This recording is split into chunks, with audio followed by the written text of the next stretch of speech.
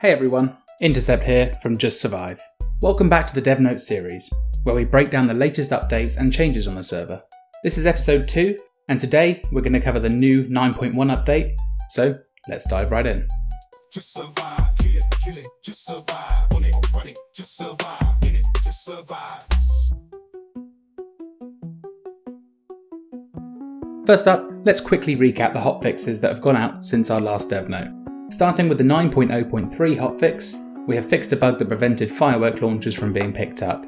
This was due to an outdated model still being used after Bohemia removed it from DayZ. We also fixed some issues with the bunker loot spawns not working as intended. The 9.0.4 hotfix had some minor loot rebalancing, reducing some items that were spawning excessively.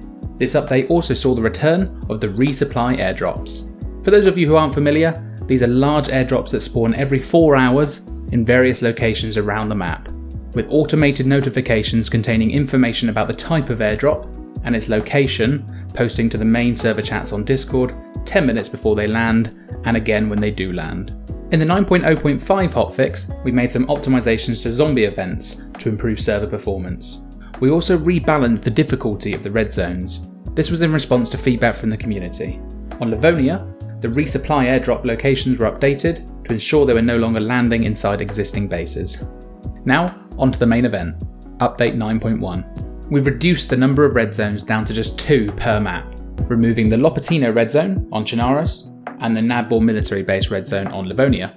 Also on Livonia, we've swapped Columbrody and Gleniska Airfield, which means Columbrody is now a red zone and Gleniska Airfield is now a quarantine zone. This change was done to promote PvP opportunities at the airfield and was suggested by members of the S2 community. We've also increased the zombie respawn timer to 10 minutes after being killed instead of the previous 5. This should give you a bit more breathing room when clearing out those red zones. Players will no longer be able to aim their weapons inside of the safe zone. Trying to do this will just cause your gun to raise up as if you were stood in front of a wall. This should significantly reduce the amount of safe zone violence incidents and players breaking the safe zone rules. Now do note that this change doesn't affect our traders, who will still be able to deal with any players who are up to no good inside the safe zone. We've introduced a new rule regarding the usage of faction flags. Moving forwards, all factions are only permitted to use their own faction flag, and not the common flags that spawn around the map.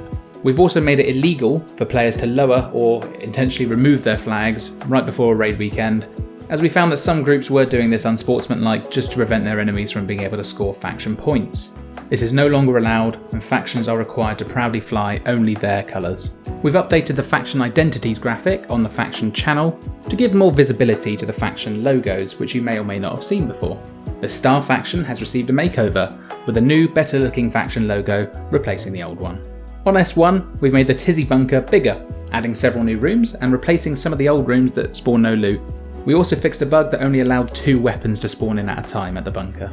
Following on from player feedback, we've also vastly improved the loot that can spawn in the bunker and toxic areas. Here's a rundown of all the loot changes in 9.1. 60 round standardised magazines, box nails, and both the M67 grenade and the RGD5 grenade have been added to the bunker loot pool. The 40mm explosive rounds for the grenade launcher are now exclusive to the bunker. Grey tactical shirts and grey cargo pants have both been increased following requests from the community. On Chinaros, claymores and ghillie rifle wraps have been removed from the bunker to match Livonia. On Livonia, we've increased the number of black field jackets and black cargo pants that spawn in the bunker, and POX files have been increased inside the toxic zones. In other news, we performed a vehicle reset yesterday, so if you've been struggling to find a ride since wipe, now is the perfect time to get out there and grab one. The Deathmatch map has been rotated back to Lakeview. This is the map that brought Season 7 to a close. Lakeview is set around the scenic views of the Platina Ticina Dam and offers a carefully crafted mix of long sight lines for those sniper battles and close quarters woodland PvP. It was a fan favourite when it launched, and we're really excited to bring it back today. Now before we wrap up, I'm excited to announce that we'll be hosting a community chat on Monday the 19th in our Discord voice chat. This will be a great opportunity for you to ask me and the rest of the staff team anything you'd like, share your thoughts, and discuss the future of Juzt Zurvive. We're always looking for ways to improve, and your feedback is crucial in helping us shape the server. So mark your calendars, as we'd love to see as many of you there as possible. That's everything for today's Dev Note. We've just hit 18,000 members on the Discord, which is an incredible achievement. Only 3 other DayZ console servers have ever managed to achieve this, so thank you to everyone for making Juzt Zurvive the warm and welcome community it is. And as always, I'll see you in game. just survive. Kill it, just survive. On it, run it, just survive. In it, just survive.